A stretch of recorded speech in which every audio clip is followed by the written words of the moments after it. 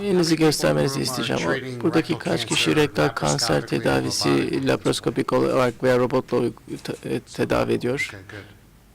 Birkaç kişi var. Peki, güzel.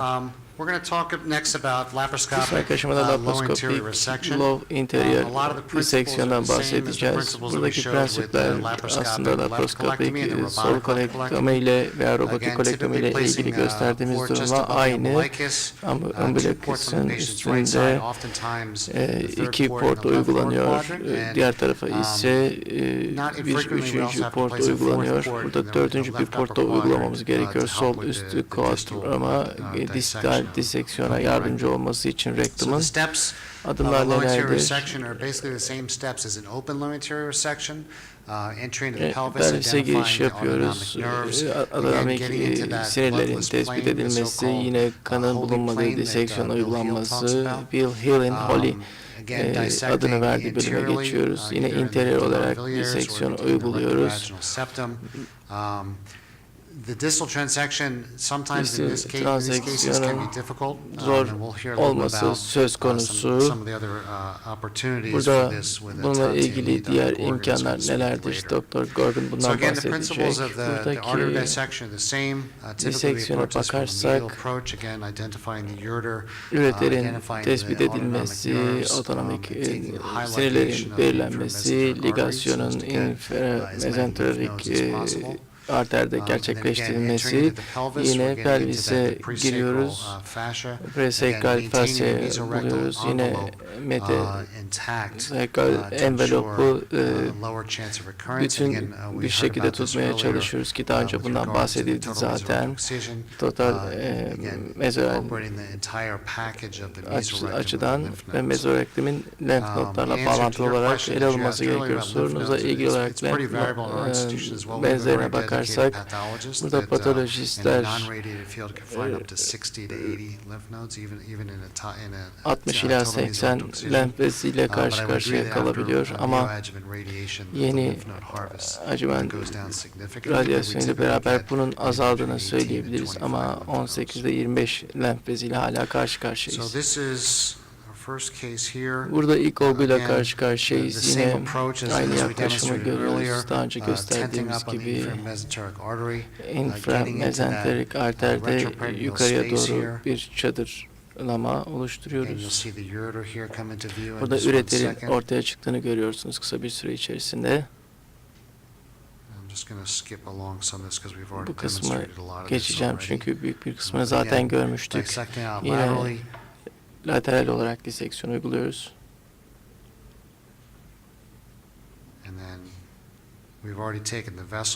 Buradaki damarı zaten aldık. İnframezenterik arteri ortaya çıkarıyoruz. Distalden aort üzerine bipolar cihazla bölüyoruz.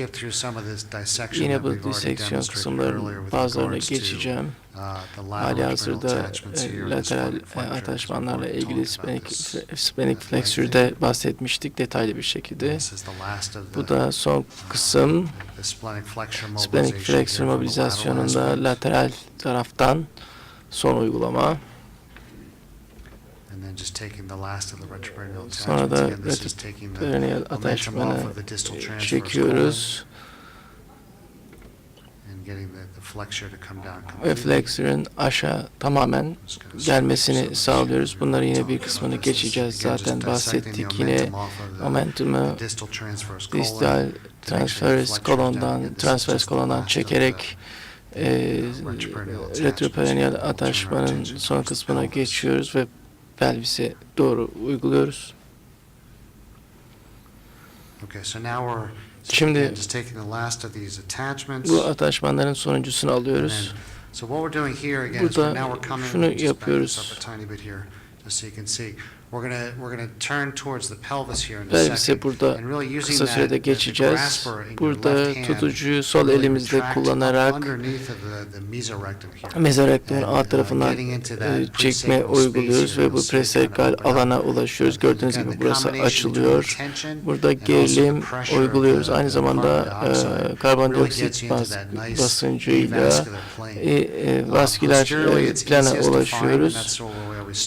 Burada lateral parçalara yine geliyoruz. Perineum'u lateral mezorektum hattı boyunca açıyoruz. Yine yukarı doğru bir retraksiyon uyguluyoruz. Mezorektal paketi presakral alandan uzaklaştırıyoruz ve burada istediğimiz plana ulaşıyoruz. Bu yine monopolar cihazla yapılabilir veya makasla uygulayabiliriz veya ileri düzey bipolar cihazla uygulayabiliriz. Sizin tercihinize bağlı olarak değişebilir. Burada low posterior'ı açtıktan sonra perineum'u mezorektum boyunca açtık. Burada histerektomi söz konusu.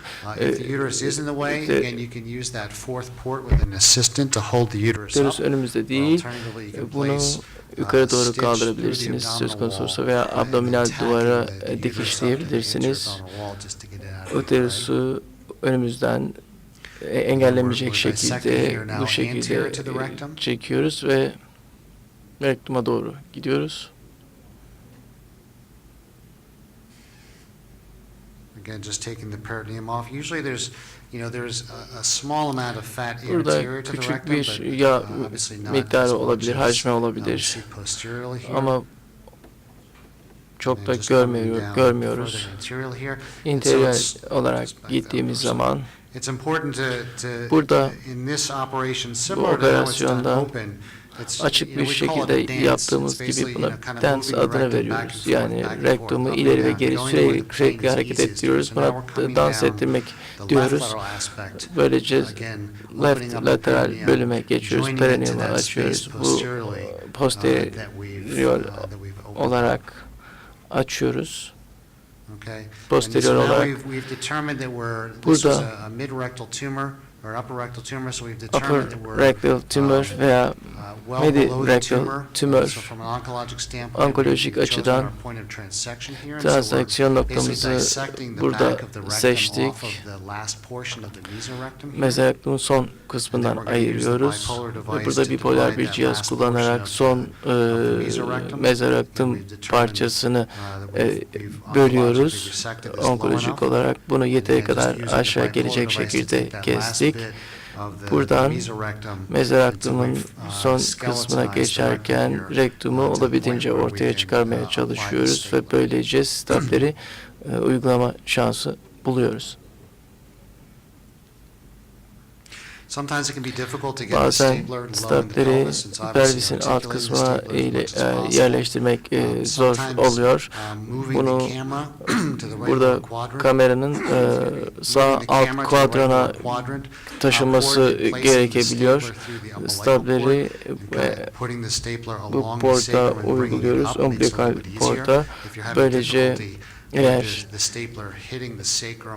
sekrama dokunma veya yan duvara dokunma ihtimaliyle ilgili bir endişe varsa bunu bu şekilde gerçekleştiriyoruz. Ostemosis'te de tıpkı daha önce gösterdiğimiz gibi aynı ilerliyoruz. Bu diğer bir vaka. Yine diğer bir hasta. Midrektal kanserden muzdarip 5 santimetrelik yine bir uzunluk söz konusu. Lapatom pozisyonda bacakların batına paralel olması gerekiyor ki engellemesin. Yine sağ tarafa 2 tane port uyguluyoruz. Sol alt tarafa da 1 tane port uyguluyoruz. Bu daha önce lateral olarak işleme başladığımız bir video. Yine yan taraflardan yola çıkıyoruz. Burada aynı zamanda sol üreteri ortaya koyuyoruz ki nerede olduğumuzdan emin olalım. Splenic fracture aynı şekilde halihazırda gösterdiğim adımlar. Burada birazcık geri gideyim.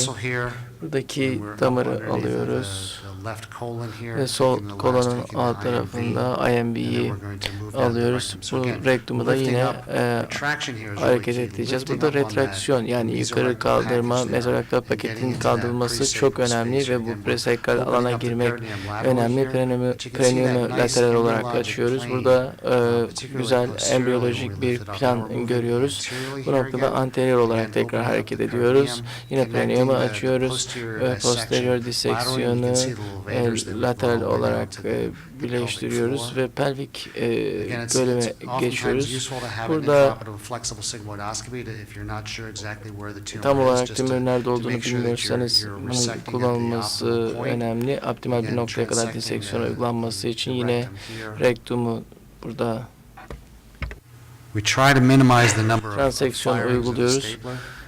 Burada bir seferde yapılabilirse stapler çok iyi olacaktır. Birkaç seferde gerçekleştirilmesi durumunda, 2'den fazla gerçekleştirilmesi durumunda dikkatli olmak gerekiyor.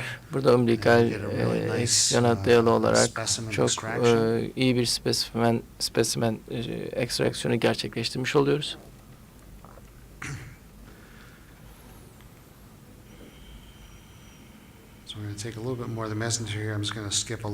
Burada mezenteri geçerek mezenterinin son kısmını çıkardığımız bölüme geçecek stapleri uyguluyoruz. Burada tümörü görüyorsunuz. Bu pakette the functional outcome in patients with a J pouch versus a straight colorectal or coloanal anastomosis. Düz kolorektal osteomoz uygulanan hastalara kıyasla 5 ila 7 santimetrelik bir uzunluk tercih ediyoruz. Tek bir ateşleme yapıyoruz GIA'de. Gördüğünüz kısım kolonik kese. Erkek hastalarda veya çok dar pelvisi olan hastalarda bunu pelvise yerleştirmek zor oluyor ve bu durumda doğrudan kolorektal osteomoza geçiyoruz, ama fonksiyonel bir açıdan bakarsak bu tabii ki daha iyi bir fayda gösteriyor. Daha önce gösterdiğimiz osteomozis örneğinde olduğu gibi burada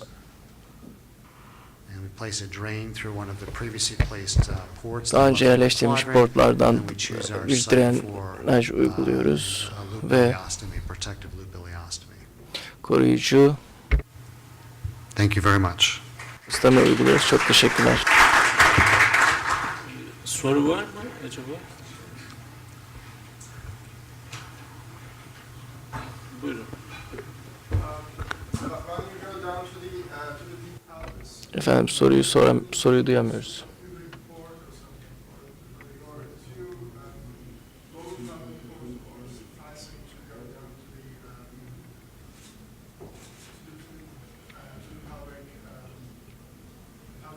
Yeah, good question.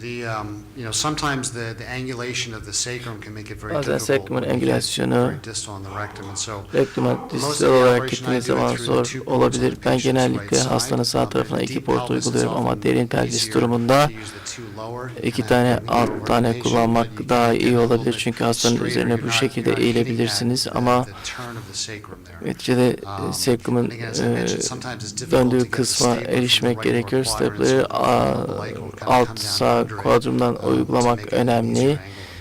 Daha iyi bir sekrum açısı oluşturmak açısından, ama robota dayalı videolarda distal olarak bunu sağlamak daha kolay, çünkü robotik kolların erişimi mümkün, ama bazen yapmak da zor olabiliyor. Thank you for your presentation. I have two questions. How do you decide to do protective koruyucu ilaçlama kullanmayı nasıl tercih ettiniz? Burada genel olarak yeni 5 santimetreden küçük olan tümörlerde intraoperatif meseleler söz konusu olduğu zaman, osteomozise kanama olduğu zaman bunu uygulamak gerekiyor.